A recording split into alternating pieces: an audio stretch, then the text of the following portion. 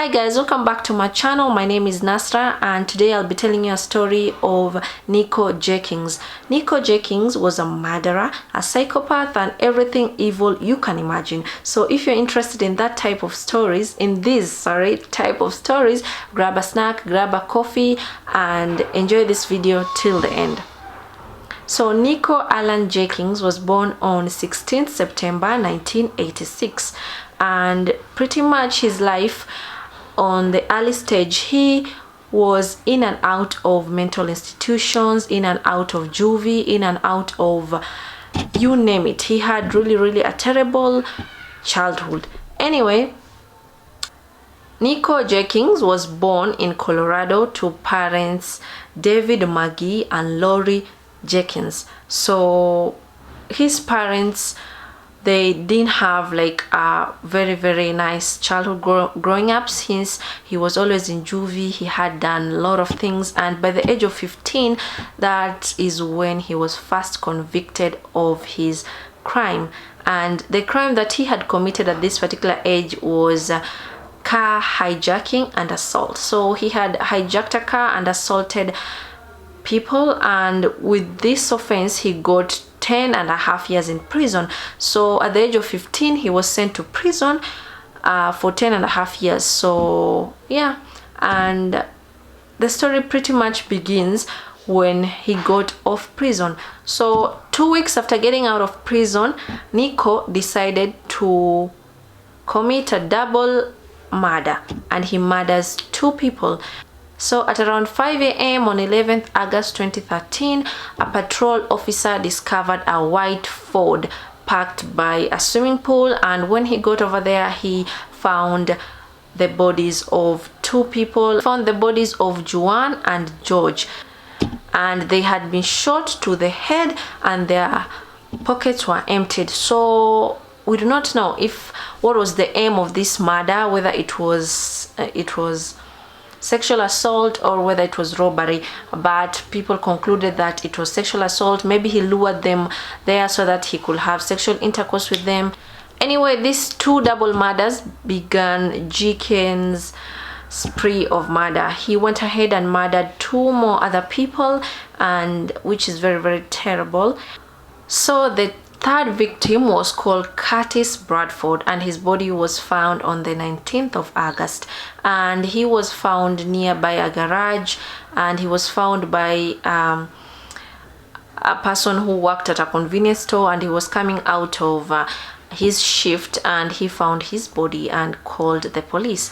And it was discovered that 2 days earlier, before he was murdered, he and Jerkins posed for a picture which Bradford had posted on his Facebook page. So that's when they linked the murder to Jerkins. So his last victim was a woman named Andrea Kruger, and this woman worked at a club, and she was shutting off this club. She was working late that night and she decided to close up the club, and that's when he met Jerkins and she was murdered. So her body was found by the road at around 2:15 a.m. whereby a police officer was responding to a shooting call, and that's when they discovered her body. And later after several hours, at around 6:30, her SUV car was found abandoned 19 kilometers away from where her body was found. And according to CCTV footages obtained by the police, they saw Kruger closing up the club, and it was called Deja Vu Club, and she was locking it up, and after that she was found dead at around 2:15. And the police also found CCTV footage linking Nikko Jerkins to this murder. So fast forward, Nikko was not arrested because of these murders, but he was arrested to a different charge. So on August 30th, 2013, Nikko Jerkins was arrested for terrorist charges. And so after his arrest on the terrorist charges, they decided to question him on these murders, as they were building a case against him and the evidence against him was mounting. So they said, like, why not interview him about this murders. On September 3rd, around the evening time, Nikko decided to confess to these murders, and he just came out blankly and said, yeah, I did it. But hear this, to his defense, he said he did it because he was protecting Apophis. Apophis is a god in the Egyptian religion, and this god is said to be associated with evil and everything dark. So he did it to protect the kingdom of Apophis. That's according to him. So the police were kind of caught off guard by that, but that is what the man actually said. He was ordered by Apophis to murder these people. So that's ridiculously crazy. On November 3rd, 2013, Nikko Jerkins' trial begins, and before this trial began, he had written a letter to the judge and to the prosecutor. He pleaded guilty and he was protecting Apophis' kingdom. I do not know what he meant by that, but that's what he said.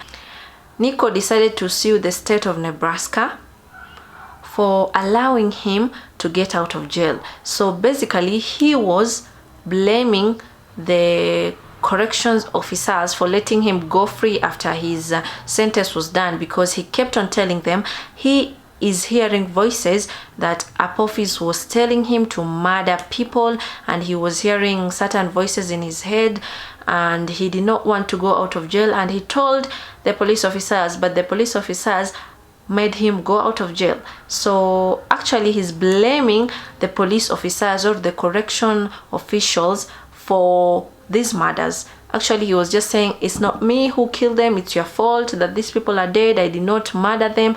I actually told you not to let me go out of prison because I was hearing the Apophis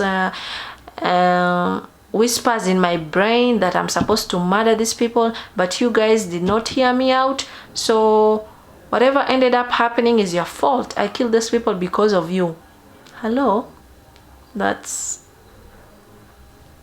crazy. Anyway, so it's not a laughing matter, but it's really, really bizarre that he felt that he was protecting a god's kingdom, an evil god's kingdom for that matter. Anyway, so after he wrote that letter, the judge decided to ask for a psychiatric evaluation on Nikko, and he was found sane to stand trial, and that he was just pretending to have psychotic behavior. So when the trial began, Jerkins decided to represent himself in court, and he was assisted by various attorneys to do so.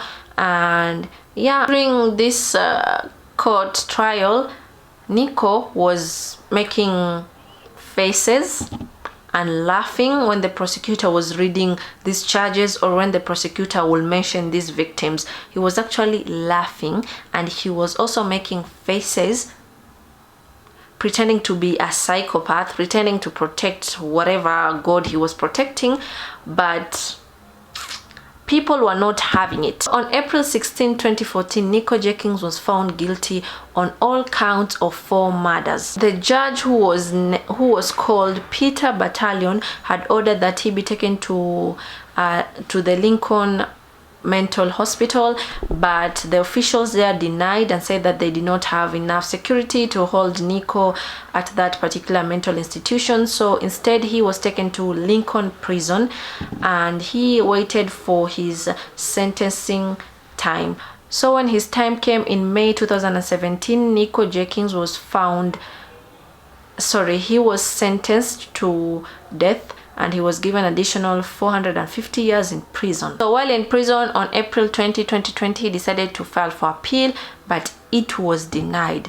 If you ask me, the man got what he deserved, and I don't know if he keeps on hearing whatever God's voice he was hearing, but he sure did get what he deserved. Anyway, that's it for today's video. Thank you very much for watching, and I'll see you guys next time. Subscribe to my channel, like this video, and comment down below on the crime stories that you want me to do. I hope you enjoy it, and have a good time. Bye bye. See you till next time.